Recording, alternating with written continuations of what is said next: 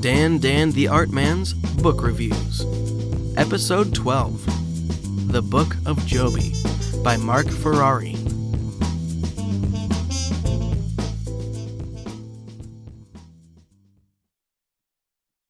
So, I just finished a big, fat fantasy novel. I know what you're thinking. The farm boy found out he's the chosen one, and he leaves all he's known to go on a quest with a newfound mentor who later dies, but he continues on. Yeah, I know.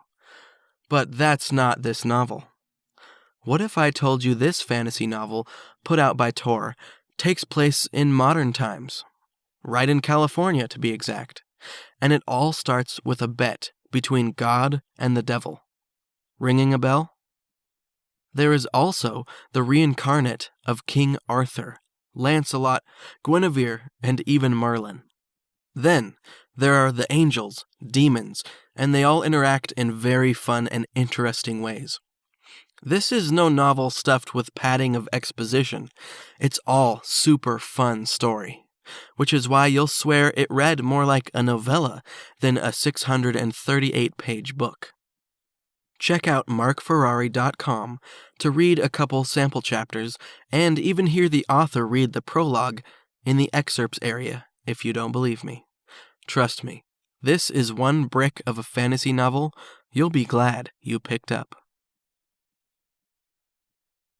Hey guys, for you, the listeners of Dan the Art Man's Book Reviews podcast, Audible is offering a free audiobook download with a free 30-day trial to give you the opportunity to check out their service.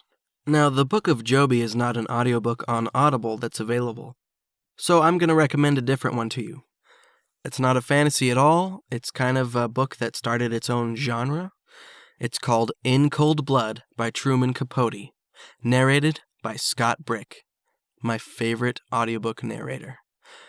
You'll listen to a few seconds of him narrating something, and you'll know why he's my favorite. The dude just brings the text to life. He's amazing. Anything narrated by Scott Brick, I'm like totally on board. But even if I was just reading the paperback version of this book, which I do own, In Cold Blood by Truman Capote is an amazing book. It's a nonfiction book written as a fictional book. So he uses a lot of the techniques that authors use to write fictional stories, but it's all nonfiction, like it all took place. Pretty much the breakdown is, there's a farming family called the Clutters, and they live on their farmhouse out in the middle of nowhere, in a tiny town in Kansas called Holcomb. They get murdered by two criminals. And as you read the book, you get to know the criminals really well. And you get to know the Clutters. And the whole story around it, it's just amazing. You get to know the town of Holcomb really well, like it's a character itself. And Truman Capote was an amazing writer. Like, the story's really good, he's great at storytelling, but there's also like all these really poetic pieces of prose just sprinkled throughout the book that, like, for me anyways, as a writer, I'll just stop and reread that sentence like 3 or 4 times, or rewind and listen to it several times, because the way that he turned a phrase or his diction, the words he chose are just amazing. So this is like becoming longer than the book review portion, so I'll just end it by saying you're really going to like In Cold Blood by Truman Capote, especially because it's narrated by Scott Brick. Go to audibletrial.com/Dan's Book Reviews to download your free audiobook today. Again, that's audibletrial.com/Dan's Book Reviews for your free audiobook. Now let's get back to the review. So, it's kind of a funny story the way I came across this book. One of my good friends from college, I was telling him how I was getting into writing books, and he said, "Oh, cool, one of my coworkers wrote a book, and it's really good, you should check it out. It's published by Tor," and I love books published by Tor. They do a lot of, like, my favorite fantasy novels, like Brandon Sanderson and Robert Jordan, and a bunch of epic fantasy. So I go and pick up the Book of Joby, and I got, I think, a mass market paperback, so it's like a little bit bigger than a normal paperback. as far as the width and the height. And it was really thick. It was like 638 pages or whatever I said earlier in this podcast episode. And like I said, the thing read like a novella, like The Old Man and the Sea, like something that's really short, but it was really long. But you just pick it up, you start reading it, and before you know it, it's over. It follows one character named Joby, and it's really a cool adventure. It's not like anything I've ever read before. There's magic, but it's very kind of subdued and in the background, and you really have to like discover it as you're reading through the book, which I thought was awesome. So it's not like high fantasy in any sense. And it happens in modern times, but also there's the reincarnate of these ancient people, famous people, and it happens in California. So it's really cool. Like, I love some of the locations that are in the book. Like, there's a small town in California that the character ends up in, and it's just super charming, and you just want to go vacation there immediately as soon as you read about it. And it was just really good. I loved the story. I loved Mark Ferrari's writing style. I really like it when writers can tell a great story and do it without writing stuff that's distracting, like big words that get in the way. But for me, when I find a book that has, just like I was describing about Truman Capote, really like poetic writing, maybe they just have an amazing simile or something that just like stops you in your tracks, and you're just like, wow, how did he write that sentence? That was amazing. I don't know, maybe you guys don't do that, you just cruise through a book, and usually I do too, and this book I definitely cruised through. Like I said, it was just a page turner, but it was full of great poetic prose too, so excellent writing. If you're like me, sometimes you just love to get a big fat book and spend a good month or so reading through it. Like, I can remember, of course, the Wheel of Time books, or Brandon Sanderson books, or The Historian by Elizabeth Kostova. That was a huge book. The Kite Runner was pretty big. Harry Potter books. You know, where you just know you're going to get to spend a long time with these characters and delve into the world. It was awesome.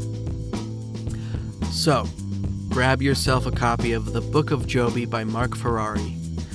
And I'm telling you, it's not like anything you've ever read before. It's not really like an urban fantasy, but it sort of is. It's not really epic fantasy at all, because it takes place in modern times.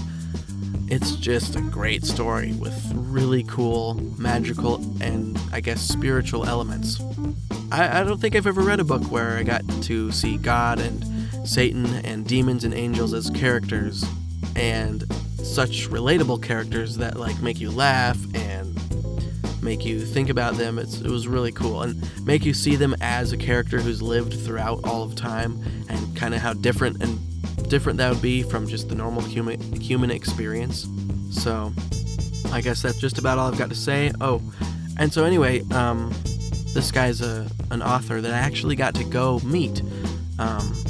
I went to where he was living at the time in Seattle. We just met at the UW and talked about his book. I got him to sign it for me. We grabbed some ice cream afterwards. It was really cool.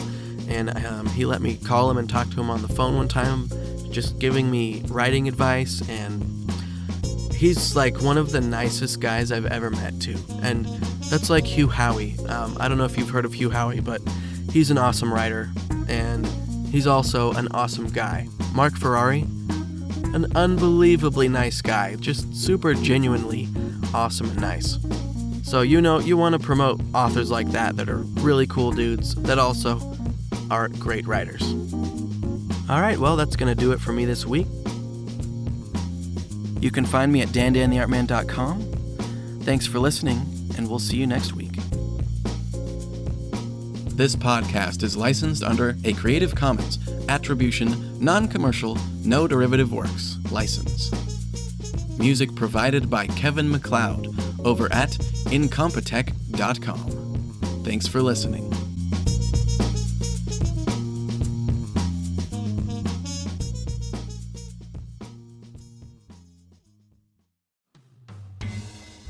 Any writer will tell you that a good workshop can make the difference between a good story and a great one. Wouldn't it be great if you could workshop your story with some of the rock stars of new media? I mean, people like Nathan Lowell and J. Daniel Sawyer and Chuck Wendig. That would be amazing. You know, that would make an outstanding podcast. Oh, wait. It already is. Introducing the Round Table Podcast, a weekly podcast where writers discuss their story ideas with some truly remarkable people. Weekly episodes start on Tuesday, March 6th, and will be available on iTunes and on the Round Table Podcast website. Visit www.roundtablepodcast.com for more information. The Round Table Podcast, Literary Alchemy, one podcast at a time.